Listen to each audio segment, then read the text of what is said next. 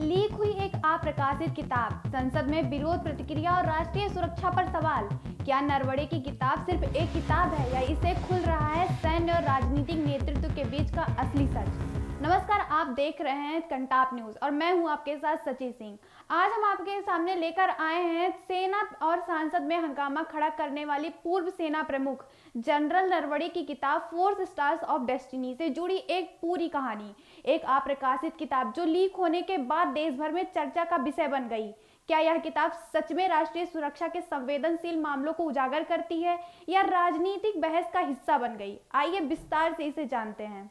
4 stars of destiny general Naravane की आत्मकथा और अनुभवों पर आधारित किताब है। इसमें उनकी सेना में सेवा के दौरान अनुभव, उनके द्वारा लिए गए रणनीतिक निर्णय और विशेष रूप से 2020 के भारत चीन सीमा विवाद, जिसे हम कैलाश रेंज और पूर्वी लद्दाख के नाम से जानते हैं, का विवरण शामिल है। किताब में स्पष्ट किया है कि 2020 में जब चीन की सेना भारत की सीमा पर टैंक और सैनिकों के साथ आगे बढ़ रही थी, तब वास्तविक निर्णय लेने में देरी हुई। नरवणे ने अपने अनुभव साझा करते हुए बताया कि सीमा पर स्थिति गंभीर थी और सेना प्रमुख ने इस दौरान रक्षा मंत्री और विदेश मंत्री से भी संपर्क किया।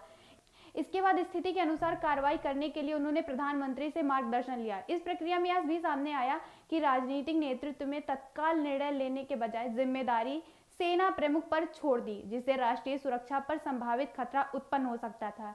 यही कारण है कि किताब के ये हिस्से बेहद संवेदनशील माने जा रहे हैं।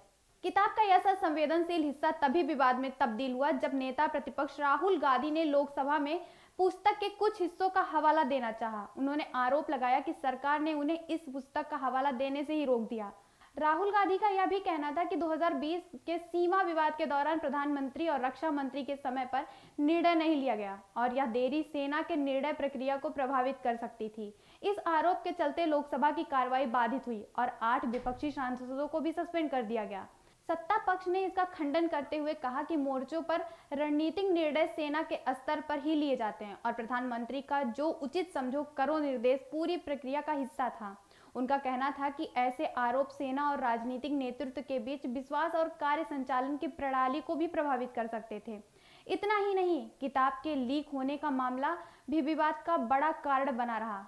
यह पुस्तक अभी तक आधिकारिक रूप से प्रकाशित भी नहीं हुआ है, लेकिन कुछ वेबसाइटों पर पीडीएफ टाइपसेट कॉपी लीक हो गई। इसके चलते दिल्ली पुलिस की स्पेशल सेल ने एफआईआर दर्ज कर जांच शुरू कर दी है। पेंगुइन रैंडम हाउस इंडिया ने साफ किया कि उनके पास इस पुस्तक के सभी पब्लिशिंग राइट्स और किसी भी तरह की लीक गैर कानूनी है। पेंगुइन ने चेतावनी दी कि कोई भी प्रिंट या डिजिटल कॉपी पीडीएफ या ऑनलाइन प्लेटफॉर्म पर यह उपलब्ध कराना कॉपीराइट का उल्लंघन होगा और इसके खिलाफ कानूनी कार्रवाई की जाएगी। इस लीक की सामग्री में राष्ट्रीय सुरक्षा से जुड़ी रणनीति और सेना के संचालन का विवरण शामिल है, इसलिए ये बेहद गंभीर माना जा रहा है।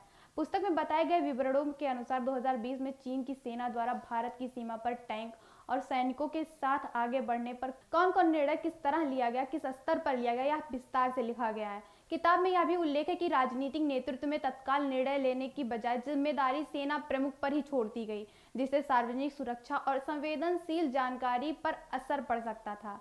इसी कारण यह मामला राजनीतिक बहस और मीडिया में भी गर्मजोशी में उभर कर सामने आया। लीक होने के कारण विपक्ष इसे राजनीतिक बहस में इस्तेमाल कर रहा है, जबकि सरकार इसे राष्ट्रीय सुरक्षा की संवेदनशीलता मान रही है। पूर्व सेना प्रमुख और अन्य रिटायर्ड अधिकारी के लिए पब्लिशिंग के नियम अलग हैं। उनकी किताब को सेना के पास मंजूरी के लिए भेजना आवश्यक होता है। नियम सीसीएस कंडक्ट रूल 1964 और 1968 के तहत आता है। बिना अनुमति पुस्तक प्रकाशित करने पर आधिकारिक जेल, पेंशन रोकने जैसी कार्रवाई का सामना भी करना पड़ सकता है। नरवणे ने अप्रैल 2024 में अपनी पुस्तक रक्षा मंत्रालय को मंजूरी के लिए भेजी थी, लेकिन अभी तक आधिकारिक अनुमति भी नहीं मिली है। आर्मी रूल्स 1954 की धारा 21 के तहत सैन्य अधिकारियों को युद्ध या सेना से जुड़ी जानकारी बिना अनुमति के प्रकाशित करने की मनाही है। आर्मी रूल्स 1954 की धारा 21 के तहत सैन्य अधिकारियों को युद्ध या सेना से जुड़ी जानकारी बिना अनुमति के प्रकाशित करना भी मनाही है। किताब के आधार पर संसद में बहस भी छिड़ी। राहुल गांधी ने आरोप लगाया कि सरकार ने उन्हें पुस्तक का हवाला देने से रोक दिया और यह राष्ट्रीय सुरक्षा के संवेदनशील मामलों की राजनीतिक बहस में खींचने का भी प्रयास था। उन्होंने यह भी कहा कि 2020 में कैलाश रेंज में चीन के टैंक आगे बढ़ने पर सेना के निर्णय में देरी हुई और राजनीतिक नेतृत्व में इसे समय पर संभालने की बजाय जिम्मेदारी सेना प्रमुख पर ही छोड़ दी। सत्ता पक्ष ने इसका खंडन किया और कहा कि मोर्चे पर निर्णय लेने की प्रक्रिया सेना के स्तर पर ही स्थापित होता और प्रधानमंत्री का निर्देश उसी प्रक्रिया का एक हिस्सा था। किताब के लीक होने के बाद राष्ट्रीय सुरक्षा एजेंसियां सतर्क हो गई। दिल्ली पुलिस की स्पेशल सेल इस मामले की गंभीरता को देखते हुए यह पता लगाने में जुटी कि अप्रकाशित पांडुलिपि किस स्रोत में इंटरनेट पर आई। पेंगुइन, रैंडम हाउस और संबंधित प्लेटफॉर्म से भी जानकारी मांगी जा रही है। सेना प्रमुख ने उत्तरी क्षेत्र के कमांडर से स्थिति की जानकारी ली और रक्षा मंत्री और विदेश मंत्री से संपर्क का उचित कार्रवाई के लिए सलाह ली। विलंब होने पर प्रधानमंत्री से संपर्क किया गया और स्थिति के अनुसार निर्णय लेने की अनुमति ली गई। राहुल गांधी का आरोप था कि विलंबन राष्ट्रीय सुरक्षा के लिए खतरा था। सत्ता पक्ष ने इसका विरोध किया और कहा कि हर सैन्य निर्णय राजनीतिक नेतृत्व द्वारा नहीं लिया जाता और यह सामरिक विवेक का हिस्सा होता है। पूर्व आर्मी चीफ नरवणे ने मीडिया से कहा कि पुस्तक के लीक होने से उन्हें दुख है और वह नियमों का पालन करते हुए अपने अनुभव साझा करना चाहते थे। पेंगुइन रैंडम हाउस ने भी स्पष्ट किया कि किताब का कोई भी भाग अभी तक जारी ही नहीं हुआ और यदि ऑनलाइन उपलब्ध हो रहा है तो वह गैर कानूनी है। इस मामले ने स्पष्ट कर दिया कि सेना और राजनीतिक नेतृत्व के बीच विश्वास और जिम्मेदारी के संबंध कितने महत्वपूर्ण हैं। पुस्तक ने सार्वजनिक और संवेदनशील विषयों को उजागर किया, वहीं राजनीतिक नेतृत्व और सेना के बीच स्थापित प्रक्रिया की सीमाओं को भी सामने लाया। दिल्ली पुलिस की स्पेशल सेल द्वारा दर्ज एफआईआर और जांच यह स्पष्ट तय करेगी कि आगे का क्या कदम उठाया जा सकता है। कुल मिलाकर यह विवाद यह दर्शाता है कि संवेदनशील राष्ट्रीय सुरक्षा मामलों को लेकर राजनीतिक बहस, सेना की गोपनीयता और सार्वजनिक ज्ञान के बीच संतुलन बनाए रखना कितना चुनौतीपूर्ण होता है। पूर्व सेना प्रमुख नरवणे की अप्रकाशित पुस्तक, उसके लीक होने, संसद में उठाए गए सवाल और दिल्ली पुलिस की जांच ने इसे पूरे देश में चर्चा का विषय बना दिया। यह मामला यह भी दिखाता है कि पूर्व सेना अधिकारियों की लिखी किताबें किस प्रकार सार्वजनिक और आधिकारिक अनुमतियों के अधीन होती हैं। देश के लिए यह मामला इसलिए भी महत्वपूर्ण हो जाता है क्योंकि इसमें सैन्य रणनीति, सीमा पर तैनाती, तत्काल निर्णय प्रक्रियाओं और राजनीतिक नेतृत्व की भूमिका की तस्वीर सामने आई है। यह स्पष्ट करता है कि राष्ट्रीय सुरक्षा से जुड़े मामलों में केवल सेना ही निर्णय नहीं लेती, बल्कि राजनीतिक नेतृत्व और मंत्रियों की सलाह और मार्गदर्शन भी जरूरी होता है। आखिरकार फोर्स स्टार्स ऑफ डेस्टिनी ने यह दिखाया कि किताबों में छुपी जानकारी सिर्फ इतिहास का हिस्सा नहीं होती, बल्कि वर्तमान राजनीतिक सुरक्षा के लिए भी महत्वपूर्ण संकेत देती है।